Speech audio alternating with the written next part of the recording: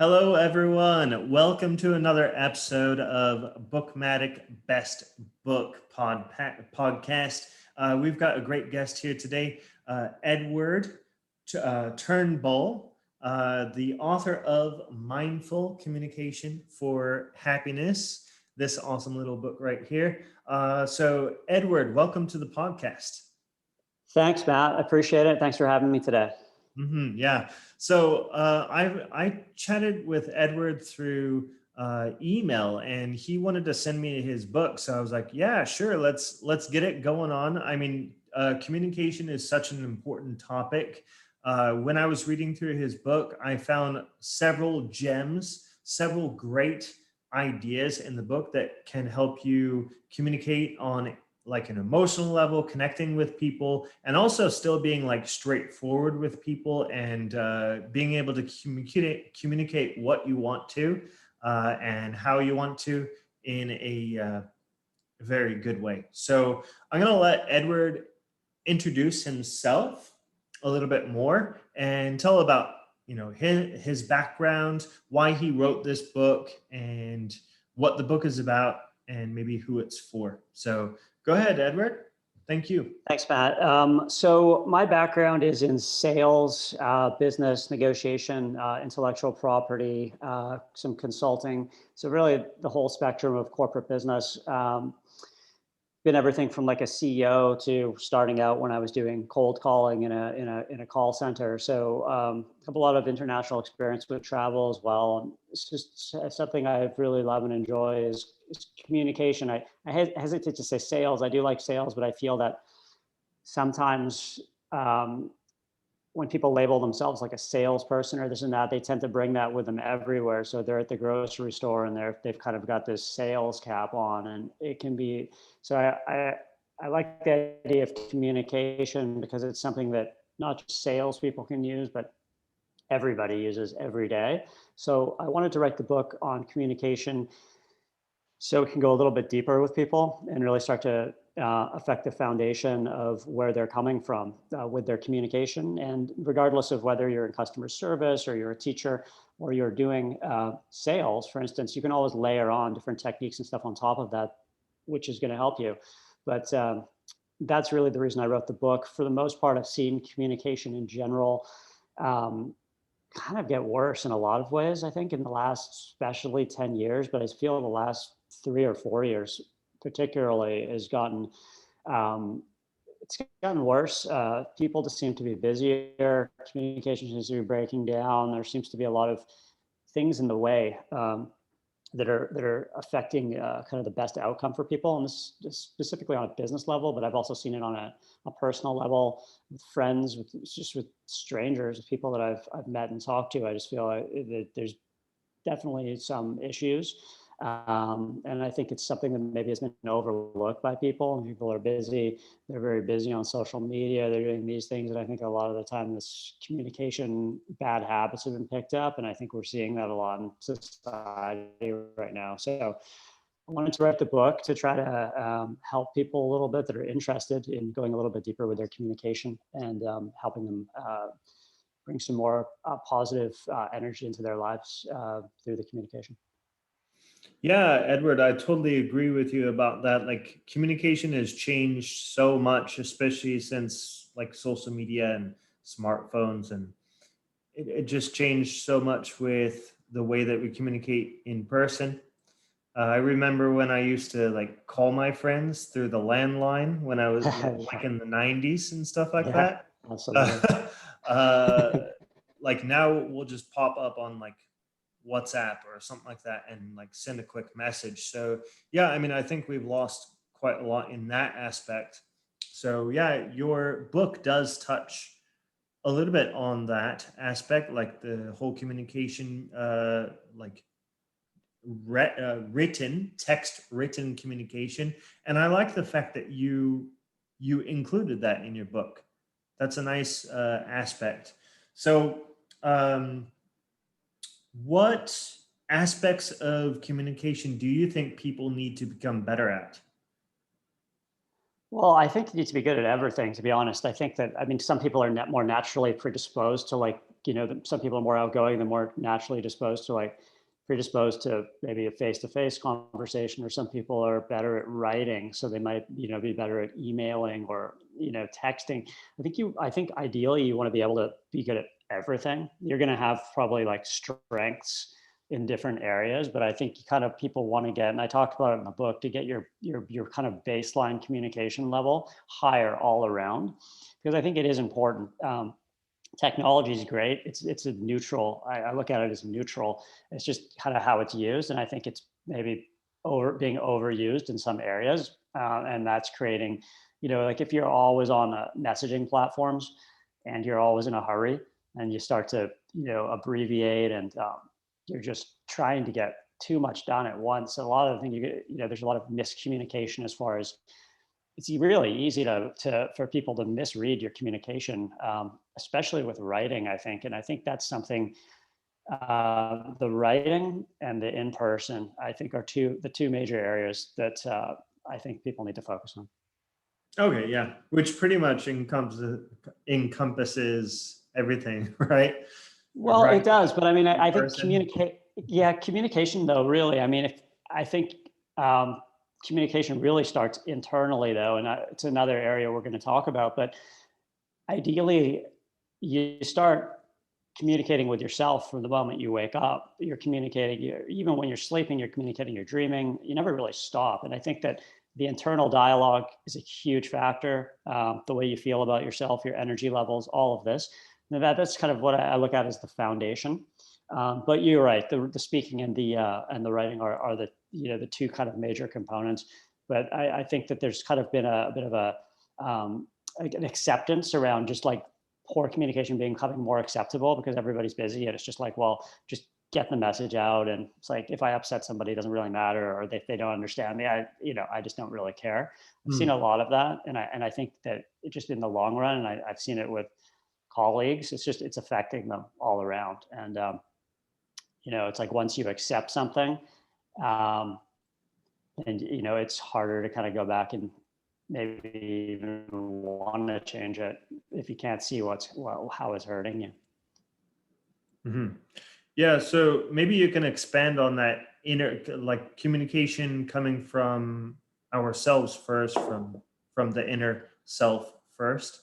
So yeah, I would love to hear more Yeah, about that. The audience would love to hear more about that. absolutely. So for me, I started that sort of, I mean, I think everybody on some level is obviously aware of their internal dialogue and things of this nature, but I think a lot of the time that most people are focusing I don't want to put everybody in a box because everybody's different, but I feel that like for people that are looking externally outwards too much, there's a sense of not being mindful or connected to what's going on internally. And I started my journey with meditation about 20 years ago. And that's what really pushed me into looking more inwards. You have to, you're basically just observing your mind and you're observing your own thoughts, and you're really starting to get a look of what's going on. And then you start to see these connections with what's going on outside. And you're like, oh, okay, I see what's happening here. And I did talk about it in the book, and I do recommend, a meditation practice for everybody. Personally, I believe if you have a mind, you can meditate. I think the benefits are huge. We're looking at 20 minutes a day is probably the latest research on sort of the minimum. I think Mhm. everybody has 20 minutes. You could meditate on the train if you had to, or on the way to work or wherever. I mean, as long as you're not driving. But I think, Oh yeah. it adds a lot of value, and it starts to create a lot of space. Um, and it creates the mindfulness, which I think it starts internally, but then it starts to come externally.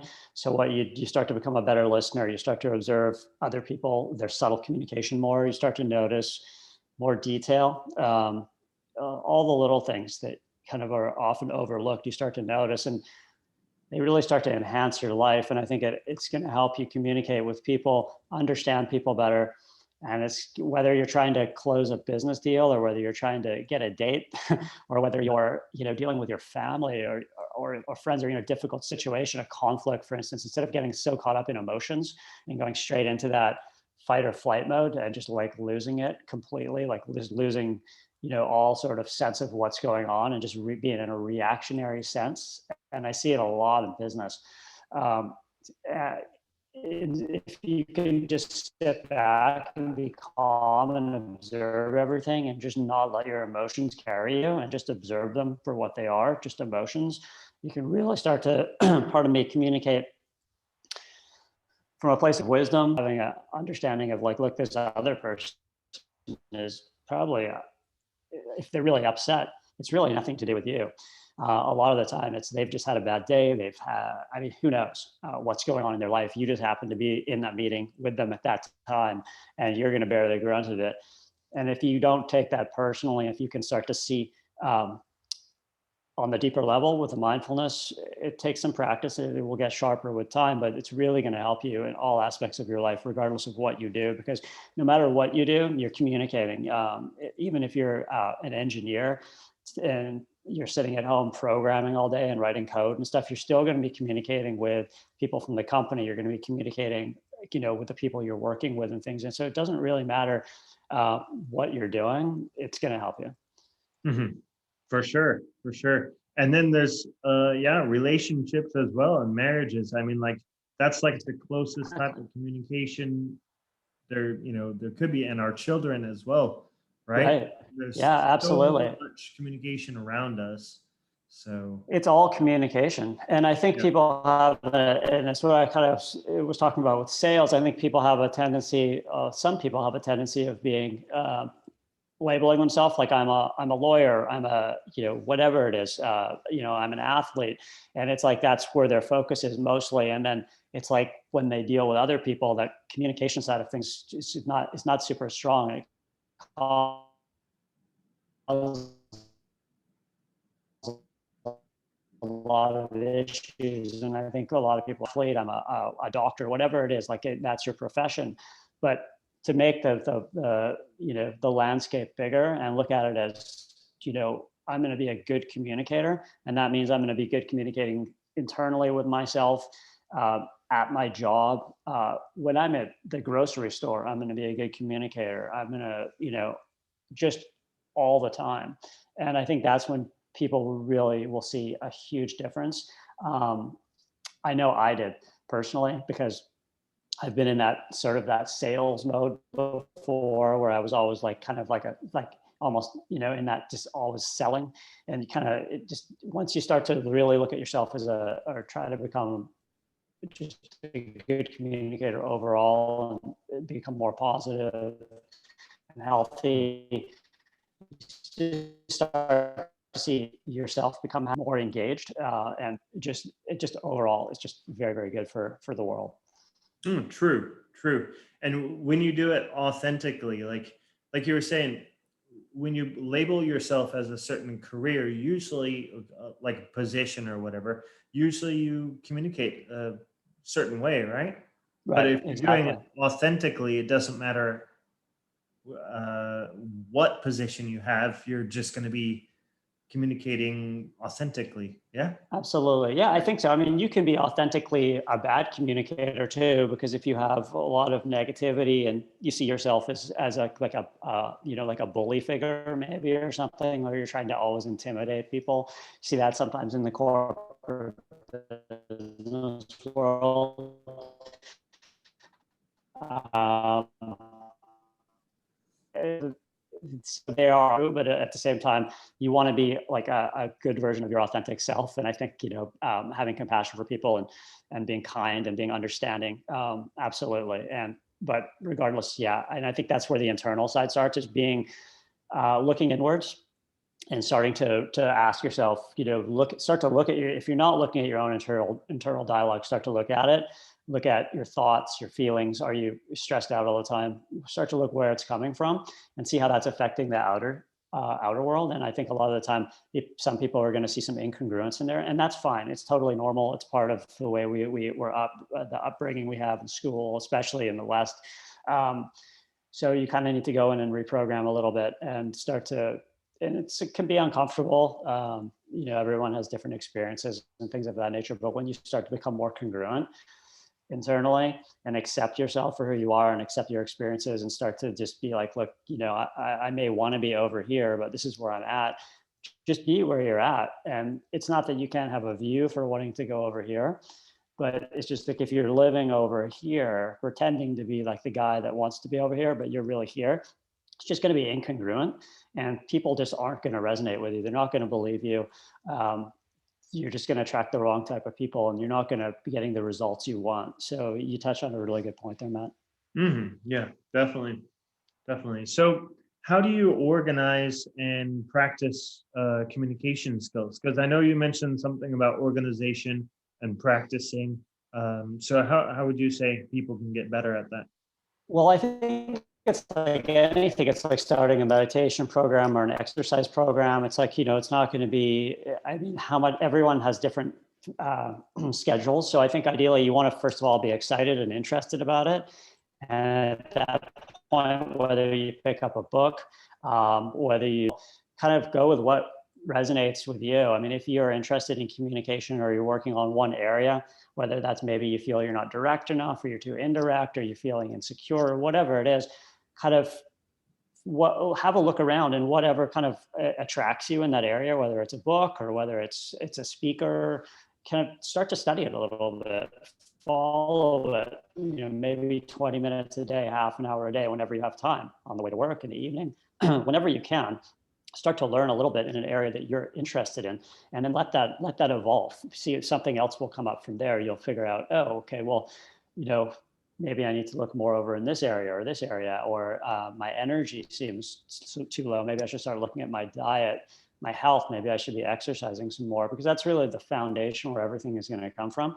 So I think everybody is different, and everybody has different strengths and weaknesses with their communication. So it's really an individual thing to look at your own communication and see where are you motivated to work on. Like some people will be like, I really want to start working out more. Some people may start working on maybe their in-person conversation or working on some deeper internal stuff. So whatever resonates with you, I think start there. And I did write the book in a way where there's a lot of information, but it's something where people that are interested in looking at their communication, it's going to give them a lot of ideas that they may not have thought of, where they can pick a point to start with. And from there, they can expand on it, whether it's with me, whether it's with somebody else, whether it's through another book. That's really the starting point. And just every day, though, put a little bit of time aside, because I talk about it in the book, but a little bit of time every day for a year or 2 years or a lifetime is just going to build so much momentum, and I feel like sometimes people they study 3, 4, 5 hours one day and then do nothing for the rest of the week. And again, it's better than doing nothing. But from my perspective, for what I've seen and experienced, I feel like, a little bit every day, and it gives you a lot of time to soak in that information and practice it. And I think if you take in too much at once, you're just not going to be able to apply it all, and you can get confused and things of that nature. You may have a different perspective on that, but that's certainly a learning technique that I use, and I know it's been helpful for other people. Yeah, definitely. I think one of the things that I practice, especially for like something like public speaking, I love to observe other professional speakers, like TED Talks and stuff like that, and just look at the way they talk, the body gestures, the position of their hands, and the tone of their voice. I love looking at those speeches, and I've got a couple clients that also do like public speaking mentoring with me, and those are one of the activities that I like to give them, is like looking at these TED Talks and observing and analyzing and taking notes of like the word choices and everything. So Right. yeah, I think that's a good way of practicing. Would you I say? think so too. Absolutely. And I think that finding somebody that you resonate with is really important, because I think I think everybody's been to some sort of like taken some lessons, or they've done something where you're kind of told to like, here's the person you're going to watch. And I feel like if people are motivated, but you're watching somebody speak you just don't relate with, you don't have the same style, it's a little bit different. And I just feel that sometimes it's hard to learn, but I think like that's the beauty of things like YouTube and with TED Talks, there's just so many different people. So I think it's, for instance, if you wanted to focus on, the public speaking. Find somebody that you really, that you like to listen to, that you can relate with, like somebody that you look up to, and would love to be able to talk like that person. And I think it's like your learning process is going to be much faster and much more exciting, and it's going to be much easier to start to implement that stuff. So that's just one key that I would throw in there. And I think that's quite normal for most people, but just to really find somebody that you relate with. Hmm. Yeah, definitely. So, some other question for you is, like, what do you think gets in the way of good communication? Like, I think ourselves. mhm. Can you expand on that?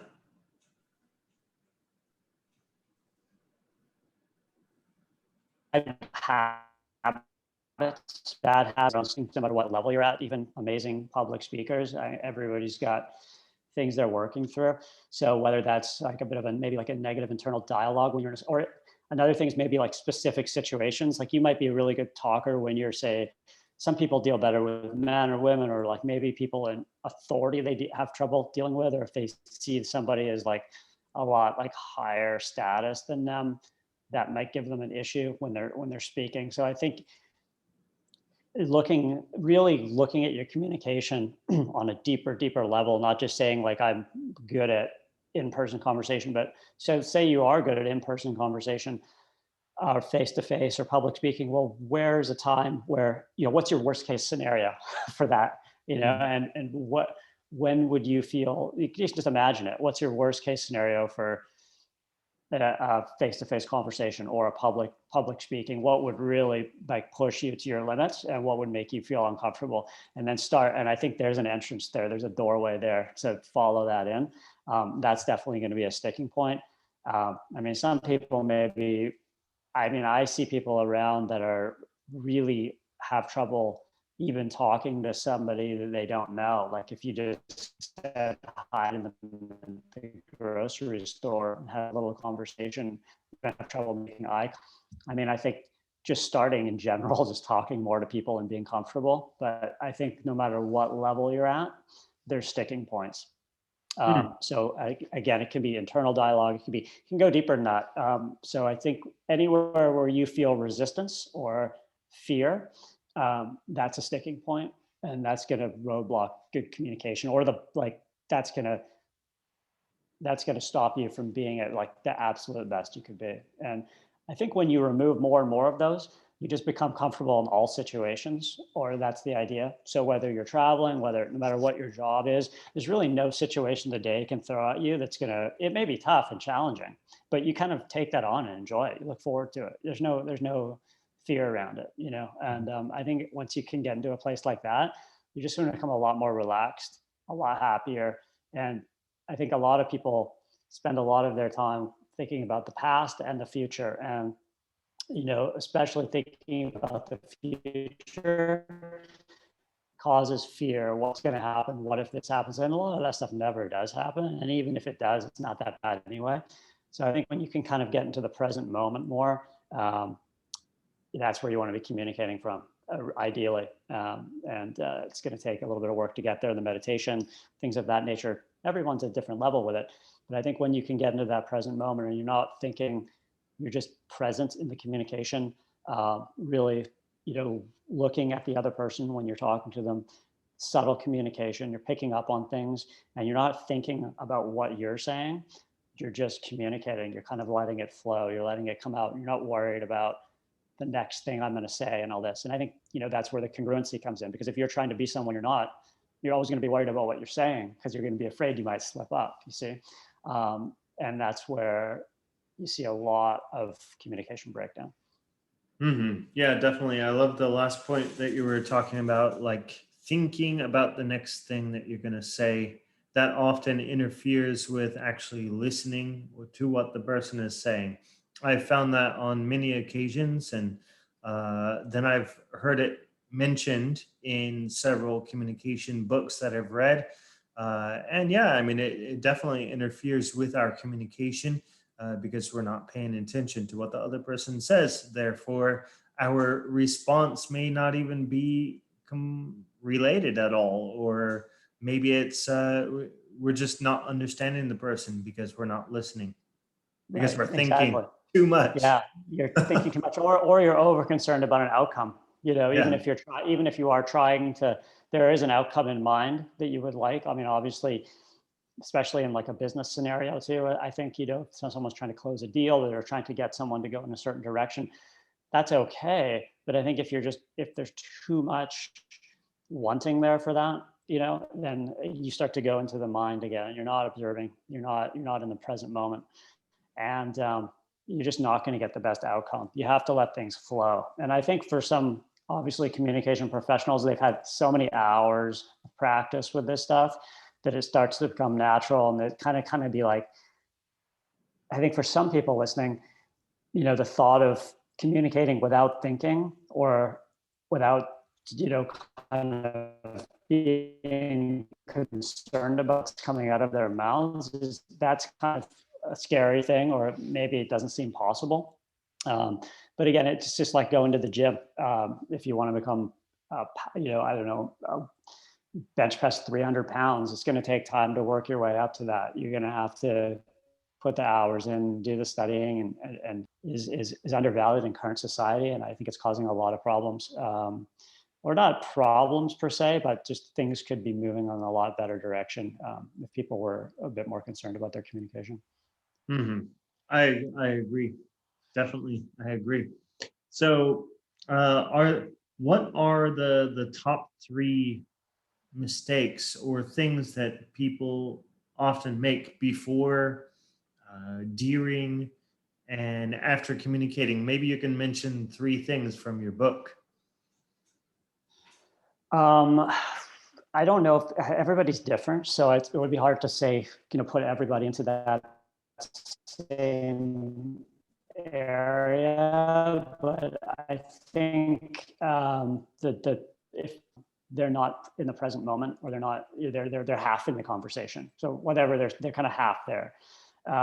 So whether that's worried about what you're thinking about them, or they're worried about what they're saying next, thing like what we were just talking about. So the congruence factor there.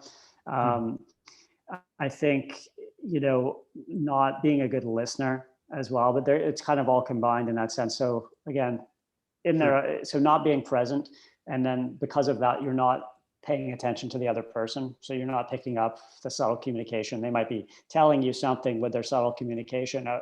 Um, you know, most of the research kind of shows that really about 7% of communication is the words on the top. The rest is subtle communication, body language, Hmm. tonality, things of that nature.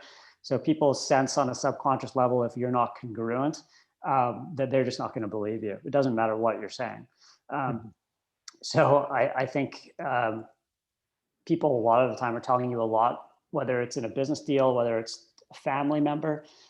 Um, they're telling you a lot, and it's not in the words. And I think it's a missed a lot of the time, and it causes a lot of problems with the communication. And then I think the other one is just the foundation. I think people aren't focused enough on healthy foundation. So not getting enough sleep, not eating well, or eating enough, or eating too much, um, not getting enough exercise, not focusing enough on the health and wellness side, because ideally you could be the best communicator in the world. You could have all the techniques, all the skills, all the knowledge, but if you're sleeping 2 hours a night and your energy's low and you feel terrible, you're just not going to be on the ball. I mean, you'll be okay, but you're not going to be at a level where you're able to really communicate at your best. So I would say those are probably the 3 points that I see the most from people, Hmm. in no Cool. Yeah, specific order. I love all these things that you're covering because, like, I recognize, some of the things that you're saying were in your book itself. So, uh, yeah, everything that we're talking about right now, um, plus more, can be found in the book. So, those of you listening, if this is like really catching your interest, then definitely pick up the book, no doubt. So that's really great. I love all the points. Definitely. Um, yeah, so one of my favorite aspects of the book is the part where you mention on page 31, being straightforward and having straightforward and direct communication used with feeling, truth, and compassion is not like a bad thing, right? Because some people think that direct communication can be like blunt and upfront, but I believe if used properly, can actually be a very good thing. Like I personally do not like it when people beat around the bush. Like I like people who are, say what they want to say, how they want to say it in a way that connects with me. Like being direct doesn't have to be rude. I think that's Right. the word that you used in your book is rude. So yeah, maybe what is your favorite Yeah. quote from the book? And maybe you want to say a little bit more about the quote that I mentioned. Yeah, I don't even remember my other quotes from the book. So Okay. All right. Not a problem. if it comes to me, I'll tell you, or I'll make up another one. But just to touch on yours, I think especially, in America too, I think we see a lot of extremely direct, like rude, direct conversation. I've dealt with a lot of business where, yeah, it's just kind of like, really, are you really saying that? And it's just very ineffective. But I agree. I think it's good to be able to be direct, but it doesn't mean just being rude and unthoughtful about the other person. It really means getting your point across directly, but having compassion and kindness for the other person, and also having some wisdom behind it, where it's like it's gonna move things along, but also get to the point with the person. I think it takes a little bit of skill to get there. It's like anything; it takes some practice. And I think, like what you said about you like people being direct, I'm the same way as well. But I think, you're in the East as well, and I think like the general trend in the Eastern countries too is like a little more indirect with the communication, which is fine. But I think a good communicator can play both sides. So I think a good communicator can be direct and can be indirect, but I think there's a side of indirect, just like too direct, where it's just like nobody knows what they're saying. It's just like I have no idea what you're communicating. you know, it's just so like people that are just like afraid to say what's on their mind, and I think you can be good with indirect, where it's like pretty obvious, but we don't need to speak in codes. But again, I think it's culture specific. So I think if you're an indirect person, you need to just make sure on your indirect communication that at least people are understanding the message, and be it as direct as you can, if you're more on the indirect side. But yeah, I think it's super, super important. And again, if you're not feeling confident, you're not feeling comfortable, it's important, if you're looking inwards and you're working on your own communication, that I think you're going to start to become more direct a little bit naturally. And especially if you're not thinking and you're in the present moment and you're communicating, I mean, you're going to get a better idea of what to say. It's just going to come to you, and just let it come out. That would be my advice to people that are looking to be a little bit more direct, in a compassionate way. And you're going to see people react differently to that. They're going to react in they're not going to get upset, because it's not like you're offending them. You're being honest, but you're also taking their feelings into account as well. And I think a big part of that is your tonality. The vibration coming from your voice, people can feel that you're sincere, because I think everybody knows, like, everybody's met somebody that kind of pretends they care about you, or they're saying the right words, but you kind of just feel underneath, like, this person really doesn't care about me at all. And I think when people sense that you care about them, but you're also like saying, look, like, this, the way you communicate, or this is just not acceptable. Like, I understand where you're coming from, but it's just not acceptable. But you're saying it in a way where you still have compassion for them. You don't hate them; they're not a bad person. It's just like you saying we have a disagreement here. And we read the book. Yep. Yep. Sorry, the connection there was bad. Yeah, that's okay. Yeah, first, once it went a little off, but yeah. Yeah, definitely. I mean, it's interesting that you bring up also like about the cultural, like me living in Indonesia, like I do notice this quite often about how people communicate here a little bit more indirectly compared to like in Canada or America or Europe. And yeah, so that's something that I personally have had to get used to. And sometimes I have to try and decipher what people are trying to say. Like sometimes my boss is not very clear about like what she's trying to say. And yeah, I have to just yeah, listen carefully. And it's like sometimes I just wish, okay, well, it's okay. You can, drop the politeness a little bit or keep the politeness in there, but get straight to the point and, let us know, what are we supposed to be doing? When are yeah. we supposed to be doing it? Right, right. How It's are we supposed to be doing it? yeah, it would make it life a lot easier. I agree, but it's a Yeah. cultural thing. And I think in the West, especially, everyone's like, well, everyone in the East should be a direct communicator. Like, and it's like, and then everyone in the East is probably like, oh, these people in the West are just too direct, it makes us uncomfortable, or we think it's rude or whatever. And so I think that's where a good communicator fits in, and you can play both sides. And Right. it's like, I'll be more like, for instance, like for myself, like depending on who I'm dealing with, I can be more direct when it's effective with somebody that's okay with that. But then if it's somebody like, say in Asia or something of this nature, if I'm doing business over there, then you're going to be a little more on the indirect side to kind of just make everybody comfortable. I think that's part of the compassion. You don't want to make people uncomfortable. I mean, you want to get your point across and you want to be a good communicator, but you don't want to make people uncomfortable on purpose just to prove that you're so direct or you're what, and I think that's a sticking point for some people. It's like, this is my style, I don't care. This is the Mhm. way I'm going to communicate, and I just don't really care about what anyone else thinks or feels about it, because this is the way it is. And it's kind of like, well, that's not going to bring your results to the best possible level.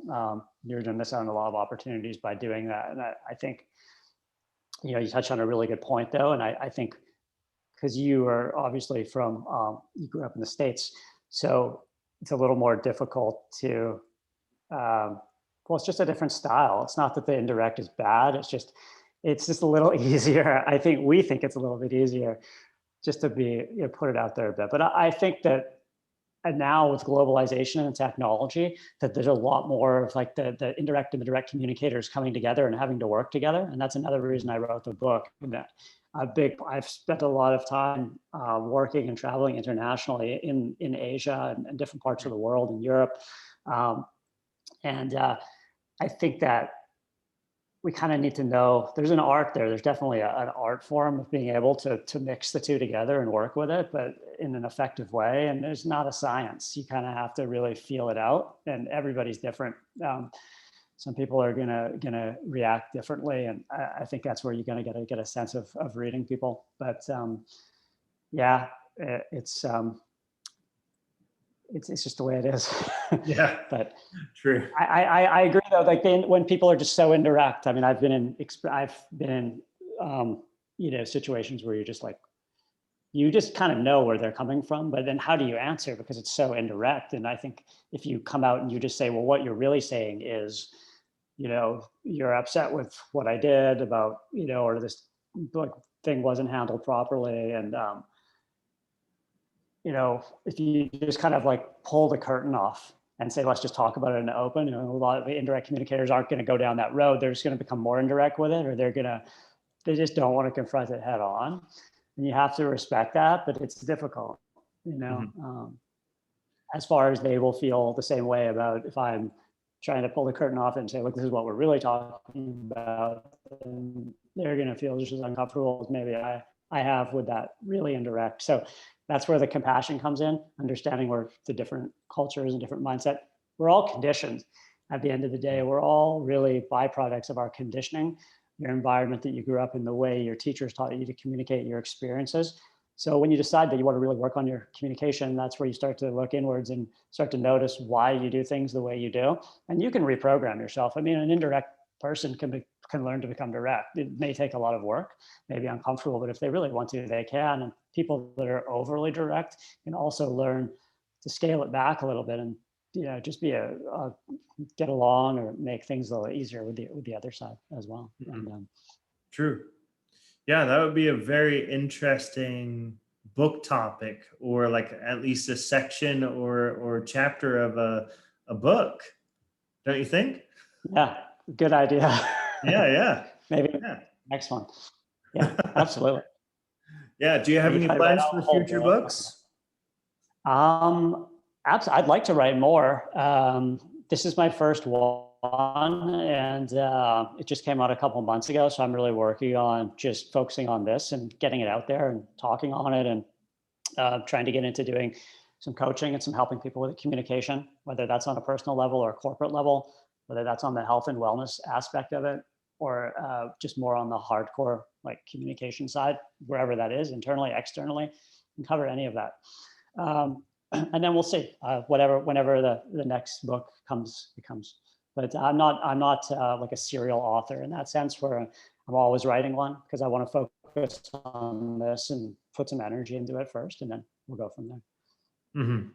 Definitely. Well, keep us updated for sure about that. And I will definitely read it so that Okay. way I Well, I can appreciate compare that, it. and I'd like to hear some feedback from people though, as far as where, because the way the book was written is I wanted like Gen Z and millennials to be able to read it, but also I want to have a corporate CEO in a Fortune 500 company be able to read it. So it's short, it's concise, it's not going to take a lot of time.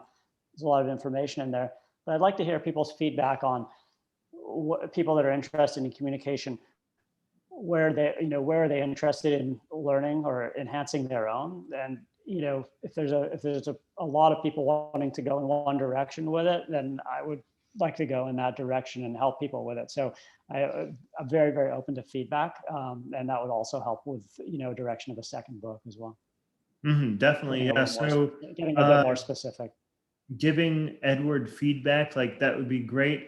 So if like people watching this, listening to this right now, want to give Edward feedback after reading the book, I mean, like he said, it's really short. I read it. It's like what, 127 pages, if I I'm think not it's I mistaken. think it's 130 something.